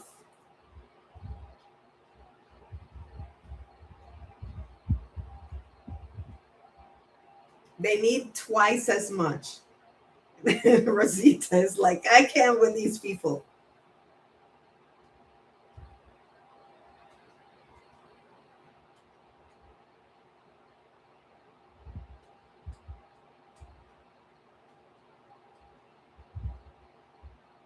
She cannot negotiate. She wants a cat back. Rick says 20, and I keep the cat. For asking for the cat back, he upped it. It was 10. I didn't even realize that. It was 10. He upped it. It's like, you're not taking Michonne's cat. I'm 10 more guns, 20 guns, and the cat back. Please. Say yes. Another innuendo. He claimed Michonne. Say yes. Rick's Andy said it's the honeymoon episode, and I told you this was a proposal. Say yes. He asked Michonne to be his wife, to have a future with him, and here he's saying, "Say yes." That's the Rick and Michonne's episode is yes, say yes, because it's a proposal, marriage, whatever you want to call it. Andy says honeymoon episode. And then Michonne is giving him a gift. Let's go back out for a few more days. We'll find more, figure it out. He's so happy. In a few more days. He gets a few more days. Ah, look at that. Look, oh my gosh.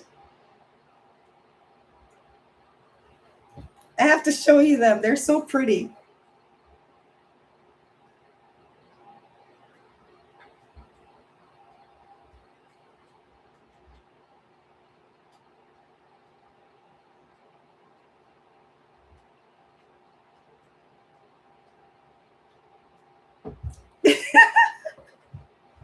They're so cute. They were holding hands. They're so cute.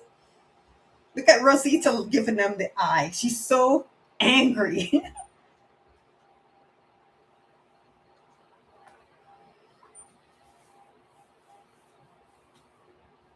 You see that walk? Rick, he went away with Michonne and came back all with a spring in his step.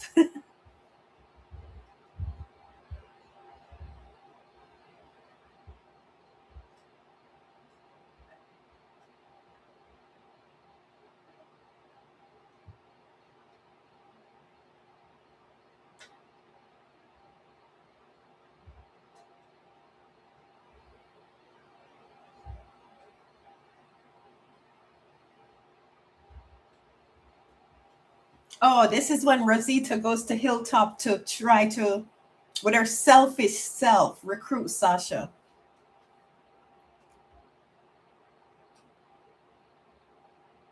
Kamje said, I know he was lying, but he knew it. He knew it destroyed her when she thought he was dead. Yes. And that's why he got the courage to say what he said. You're right, Kamje. He got the courage and he said that he lied to her to try to help her.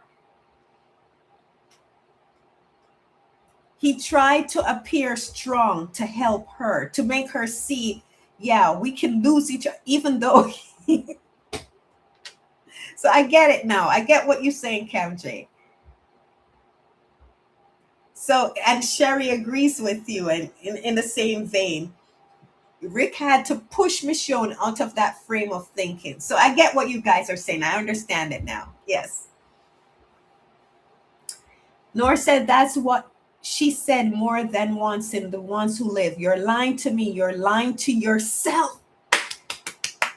And it had double meaning because she is. Yeah, you're right. Diane says, I always wondered if Andy knew he was leaving the show when they did this scene. The acting is off the chain. Yes, Diane, he did because Andy said that um, since season 4, they knew, they knew. He knew, they knew. He had informed them. And he was supposed to leave, but he couldn't. So he stayed. Each time he kept delaying it. So they were writing with that in mind. So yeah, this was one of those times they were writing with that in mind, Diane.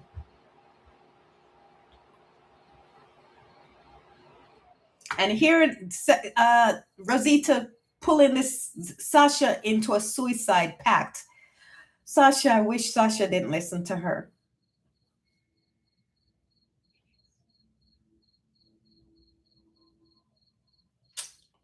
Mm.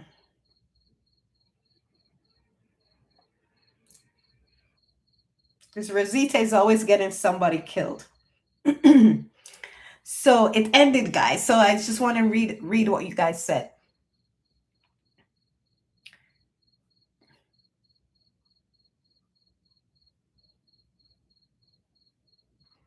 Rashida said, I believe Andy wanted to leave by season 7. Yes, he said it was from season 4 they knew he would want, and they were preparing.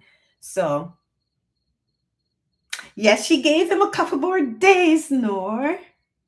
And he was so happy. And you see the spring in his step when he came back to Alexandria. I guess that was after those couple more days. Oh my goodness. Yes, the eye contact, Rashida. I hated it. Hated it, Sherry, how Sasha left the show.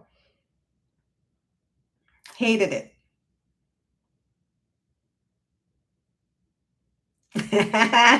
Constant, yes. Well, that was Say Yes, a wonderful episode. The more I watch it, the more I like it.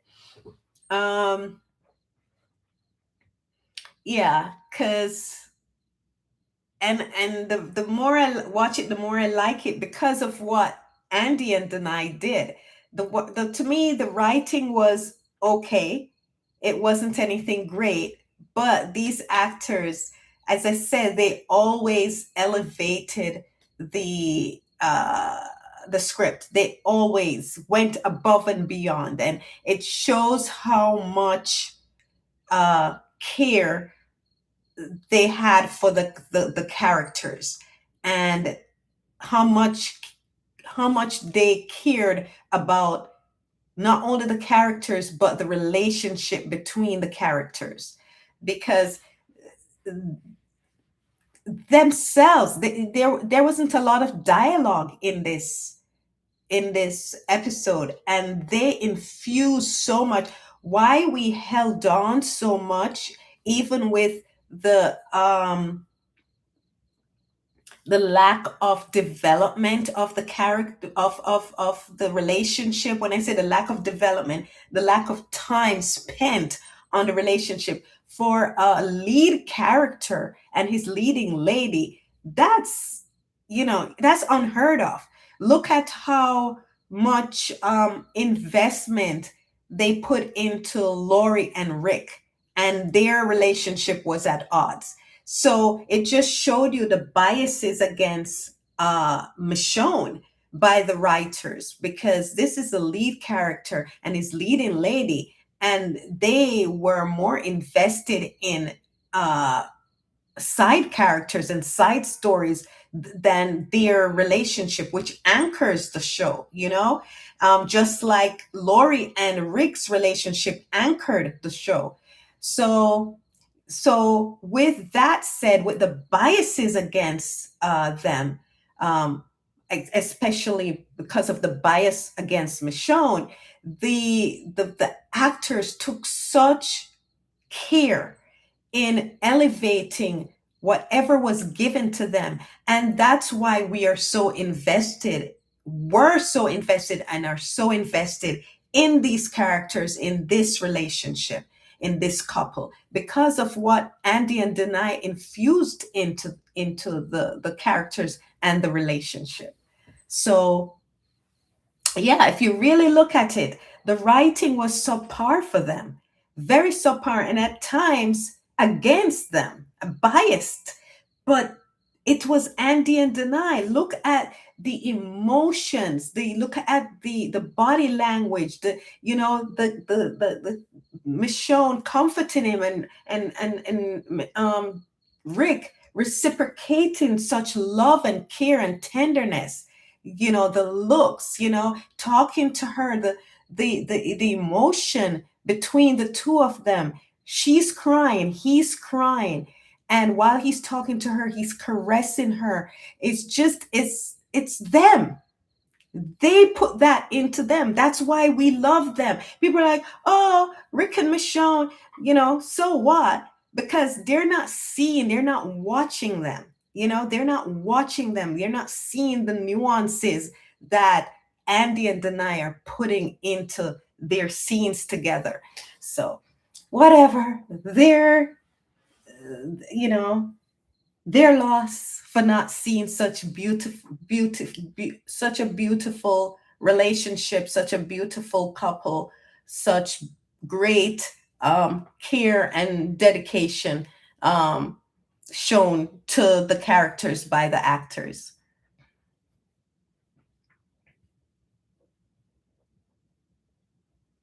Nor says, I love when they hold hands because they're both warriors and strong and leaders, but they always find a way to be gentle, loving, and vulnerable, like a new wedding couple in an on a in a an in an apocalyptic world. Oh.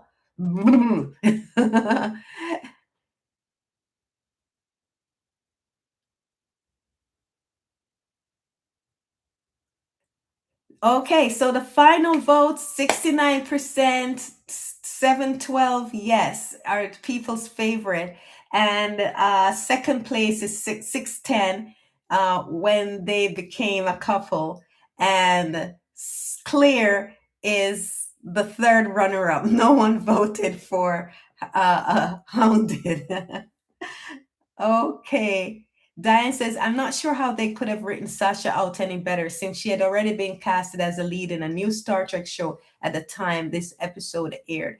She was no, that's not the story I got, Diane. The story, she was not casted yet.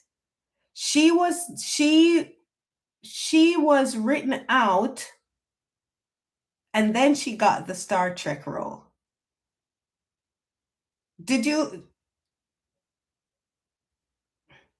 Maybe I'm wrong, but I remember hearing that in an interview. So if you heard otherwise from Saniqua, Diane, please share it with us. Because I heard differently. Sherry says Rick using his eyes and Michonne using her acting, story writing. Yeah.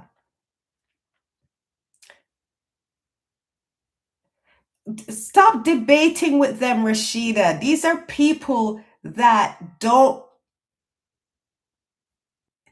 think about Nicotero. You get what I'm saying? These are people that don't want it, so they will not see it. Don't leave them to their choices and beliefs. Leave them be. you enjoy the couple. You see what they've put into it, and you see what we see and what's evident. And they see it too. They just don't want it. So don't leave them to it. Don't waste your time.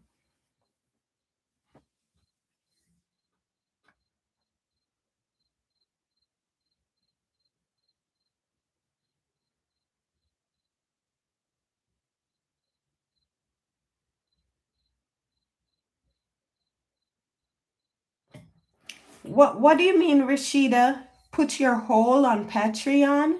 I don't understand. Poll. Okay. And on YouTube also. Is that what you mean?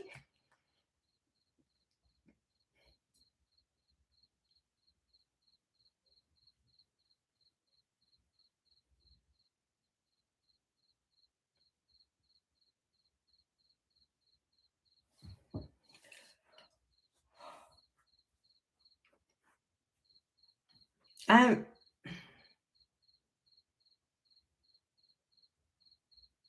okay. No, it's Nor leaving. Oh yeah, I have to go sleep now. Oh, 6 a.m. Oh, thank you for staying up with us, Nor. Have a wonderful rest. I enjoyed being with you too. Love you. Bye. Sweet dreams, Nor. Okay, guys. Oh, so uh I'm gonna be pretty busy Saturday, tomorrow. Sunday, I can do a live, but I haven't. I promised to do a live on Patreon, and I haven't yet. So I think I'm going to do the first read through of my book on Patreon. I don't know if I'll do it live yet or do it and post it. So I'm gonna try that and post it on Patreon. Then after Patreon will do it, I'll post. How would we do it on YouTube, guys? Any suggestion? So I'll do the read through on Patreon. Oh, okay. This is what we'll do. I'll do the read through on Patreon, and then um you guys can give me any suggestions, and then we'll have a live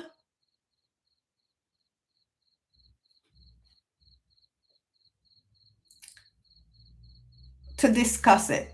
We'll do a live on YouTube to discuss it. And those that weren't able to read it, I'll do a quick read through, if possible, of the first chapter in the live. But I'm going to do the live and leave it on. I'm going to do a read through and leave the first chapter, the read through chapter on Patreon. And then we'll do a live. If anyone in the live has not read it, then I'll do a quick read through and we'll discuss it. So what day to do the read through what day to do the live read through on YouTube, and the YouTube live will be on my personal channel. So we'll discuss the first chapter of the book on my personal channel in a live.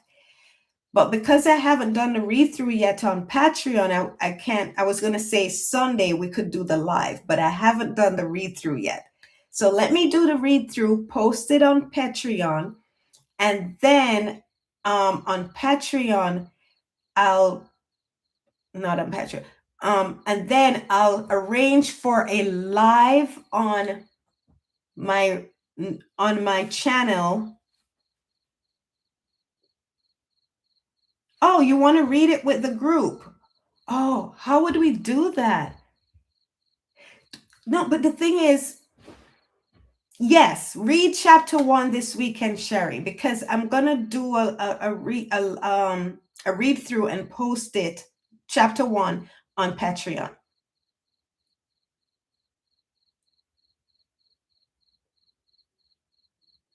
But when was it filmed? Diane, when was Say Yes filmed? Because remember, they film the season and then it's not, they film it and it's airs the week after.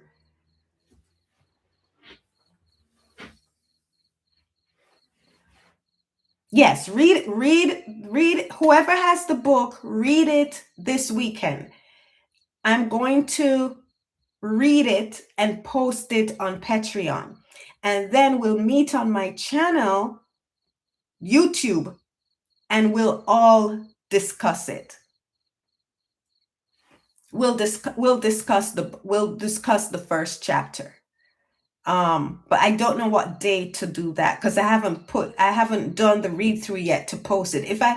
If I'm able to do the read through and post it tomorrow, then we can do the live on YouTube on Sunday. Sunday during the day, something like a 3 o'clock. We'll discuss it for 3 to 4. But if I'm not able to post it tomorrow, then we'll just have to, I'll announce when we'll do the live to discuss it.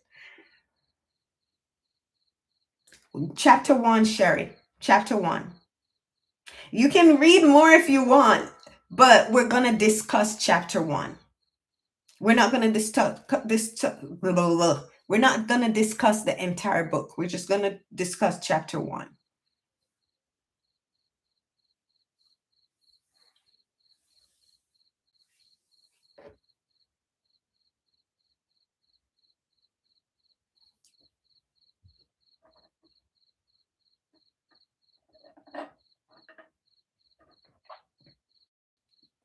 And if you don't have the book, you just want to come and chat while we chat about the book, listen to what we're talking about, because I'll explain it and I probably do a quick read through too. But if you want to listen to me read the book, it will be on Patreon. But we'll discuss it on my personal YouTube channel. Thank you, Diane. Oh, I love you guys so much. I'm so excited because guys, once I fix it, I'm going to market the book. And hopefully, I'm going to market the book. Hopefully, if the book does well, that money I'm going to use to film the movie. I'm going to use it. It's a horror, so I don't need millions, you know? And where I wanted to film it, I wanted to film it in LA. That would have taken about 2 to 5 million. But where I'm going to film it now, I'm not going to film it in LA. I can do it for way less. I can do it for a few 100,000. So I think if the book does well, I would be able to film the film sooner than later. So that's my hope. But I want to share the book with you first to see if you have any critiques, because I want to put out the best version of the book. Some critiques I'll take and think about it and probably change. Some critiques I may not, because I may disagree with you. But I want to share it with you because you guys are so sharp. You guys are so intelligent. And you're so good with words. I get wordy, and then one of you come out and you're like, so you succinctly wrap up exactly what I'm trying to say without being so wordy. So, yeah, so I want to go over the book to share it with you, and want to share the story with you because I love you guys so much, and I enjoy your input and value your input. So we're going to go over the book, and then I'm going to republish if I edit anything. I don't know yet. And one of the things, the edits, I want to find out from you if you are okay with the present tense, because scripts are written in the present tense and books are mostly written in the past. I made a conscious decision to put this in the present tense. And it's what's happening with my other book. I wrote it in the past tense, switched it to the present tense, but now switching it back to the past tense.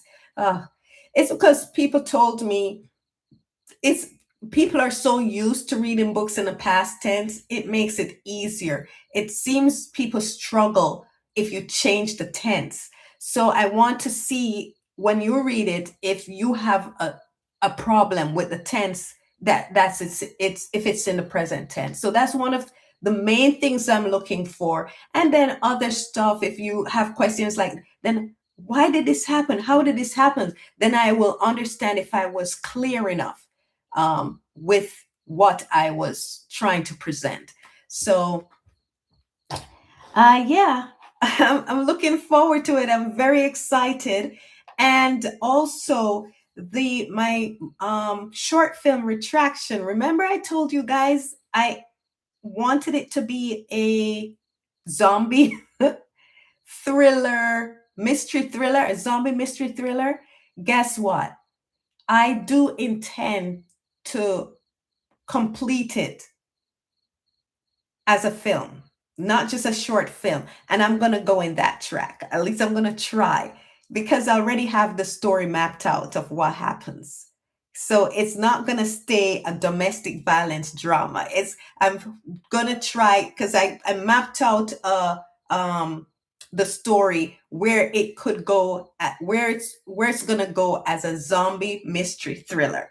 So if when I finish this book, Wheeler, and republish it and market it, I'm going to work on the other book, the love story. And then when I finish that and publish it and market it, I'm going to go back to Retraction and complete it as a novel, complete it as a novel, then work on it as a script. Complete it as a novel, and all of them I'm going to share with you. I'm going to share the love story. I have to be very careful with that one because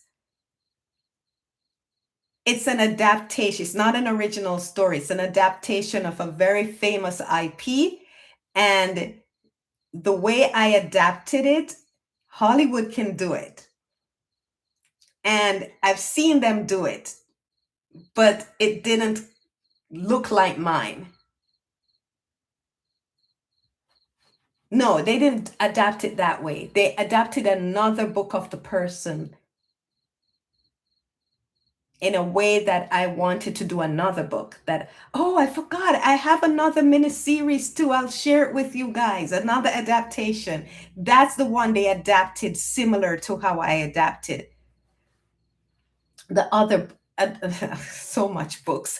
So I have quite a few projects, guys, that I want to turn into a film, and I have a few miniseries. I have a cop drama, a pilot. So if these do well, I'll be able to produce these films and miniseries and so forth. So, and you guys will be there with me for along the journey. I'm so excited. There's a lot. I have a few miniseries. I have a few shows. I have a comedy, but those won't be books. The books are Wheeler, the love story, the second film adaptation. That's a mini series. There's another novel adaptation that I want to make into a mini series, and Retraction. I forgot about that. Retraction. I'm gonna do the zombie mystery thriller. So you like them both ways, I'm looking for the fan. You like them both ways, Rashida. That's good. I'm curious to see how you will find Wheeler.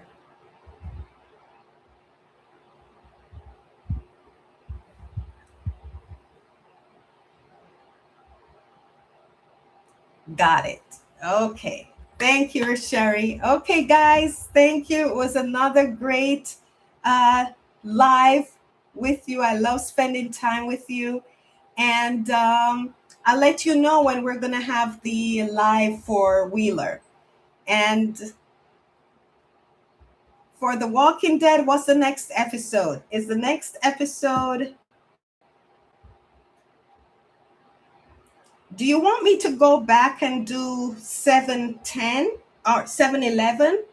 It's the Eugene episode with the Saviors. I don't remember that episode. And do you want me to do that episode or keep on the Rishon track?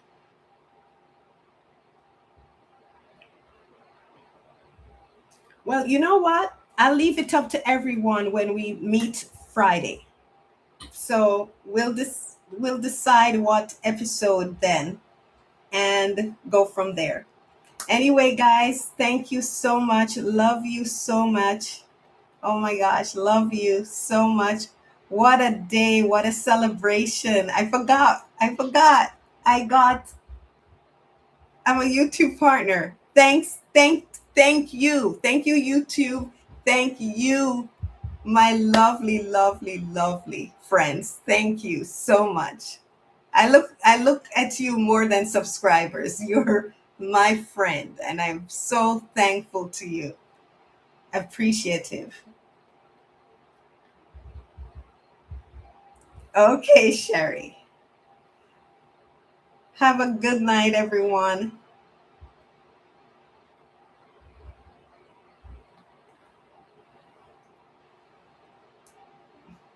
and have a good weekend. And hope see you guys soon. Okay, bye.